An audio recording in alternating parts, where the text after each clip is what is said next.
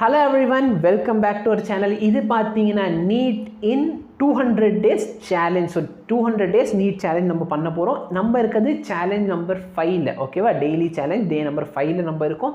So day number 5ல என்ன பண்ண போகிறீங்க அப்படின்னு பார்த்தீங்கன்னா புது லெசன். எஸ் சார், லெசன் என்னது? கைனமெட்டிக்ஸ். ஸோ கைனமெட்டிக்ஸோட லெக்சர் நம்பர் 1 ரொம்ப பேசிக்காக தான் இருக்க போகுது.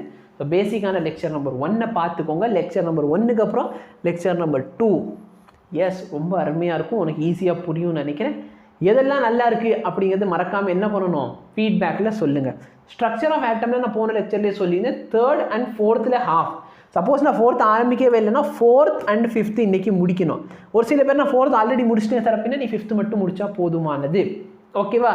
ஸோ இதோட பார்த்தோன்னா ஆல்ரெடி கைனமெட்டிக் ஸ்டார்ட் ஆயிடுச்சு. அது இல்லாமல் இதோட ஸ்ட்ரக்சர் ஆஃப் ஆட்டம் லெசன் என்ன ஆகுது, கம்ப்ளீட் ஆகுது. ஜஸ்ட் இமேஜின் பண்ணி பாரு, நம்ம 5 days ஹார்ட் ஒர்க் பண்ணியிருக்கோம். 5 days ஹார்ட் ஒர்க்கில் 3 லெசன், ஃபிசிக்ஸில் ஒரு லெசன், கெமிஸ்ட்ரியில் 2 லெசன் ஓவர்.